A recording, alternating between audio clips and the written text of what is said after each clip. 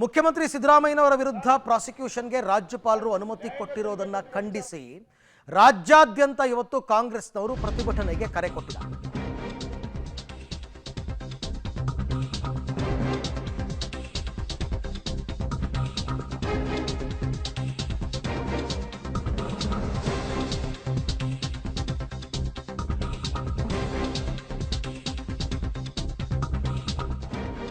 CM Siddaramaiah ವಿರುದ್ಧ ತನಿಖೆಗೆ ಆದೇಶದ ವಿಚಾರವಾಗಿ ರಾಜ್ಯಪಾಲರ ನಡೆಯನ್ನ ಖಂಡಿಸಿ ಕಾಂಗ್ರೆಸ್ ಇವತ್ತು ರಾಜ್ಯಾದ್ಯಂತ ಕರೆ ಕೊಟ್ಟಿದೆ ಪ್ರತಿಭಟನೆಗೆ.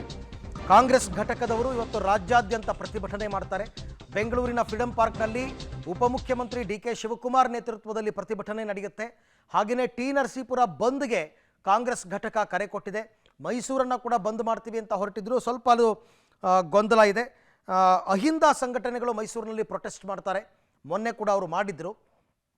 ಒಟ್ಟಾರೆಯಾಗಿ ಮುಖ್ಯಮಂತ್ರಿಗಳ ವಿರುದ್ಧ ರಾಜಕೀಯ ಪಿತೂರಿ ನಡೆದಿದೆ, ರಾಜಕೀಯ ಷಡ್ಯಂತ್ರ ನಡೆದಿದೆ. ಹಾಗಾಗಿ ರಾಜ್ಯಪಾಲರು ತಮ್ಮ ಆದೇಶವನ್ನು ವಾಪಸ್ ಪಡೆಯಬೇಕು ಅಂತ ಕೂಡ ಇವರ ಆಗ್ರಹ ಇದೆ. ಹಾಗಾಗಿ ಹೆಚ್ಚು ಕಡಿಮೆ ನನ್ನ ಪ್ರಕಾರ ಇವತ್ತು 10 ಗಂಟೆಯ ನಂತರ ಎಲ್ಲ ಜಿಲ್ಲಾ ಕೇಂದ್ರಗಳಲ್ಲಿ ಜಿಲ್ಲಾ ಉಸ್ತುವಾರಿ ಸಚಿವರು ಮತ್ತು ಶಾಸಕರು ಬೃಹತ್ ಪ್ರತಿಭಟನೆಯನ್ನು ನಡೆಸಲಿದ್ದಾರೆ. ಗೊತ್ತಿಲ್ಲ, ಕೆಲವು ಕಡೆ ರಸ್ತೆ ತಡೆ ನಡೀಬಹುದು, ಕೆಲವು ಕಡೆ ಮಾನವ ಸರಪಳಿ ಆಗ್ಬೋದು, ಕೆಲವು ಕಡೆ ಟೈರ್ಗೆ ಬೆಂಕಿ ಹಚ್ಚಬಹುದು. ಪ್ರತಿಭಟನೆಯ ಸ್ವರೂಪ ಯಾವ ರೀತಿ ಇರುತ್ತೆ ಅಂತ ಗೊತ್ತಿಲ್ಲ. ಆದರೆ ಅಂತಿಮವಾಗಿ ಎಲ್ಲರೂ ಕೂಡ ಜಿಲ್ಲಾಧಿಕಾರಿ ಕಚೇರಿಗೆ ತೆರಳಿ ಮನವಿ ಪತ್ರವನ್ನು ಸಲ್ಲಿಸ್ತಾರಂತೆ ಕಾಂಗ್ರೆಸ್ ಘಟಕದ ವತಿಯಿಂದ.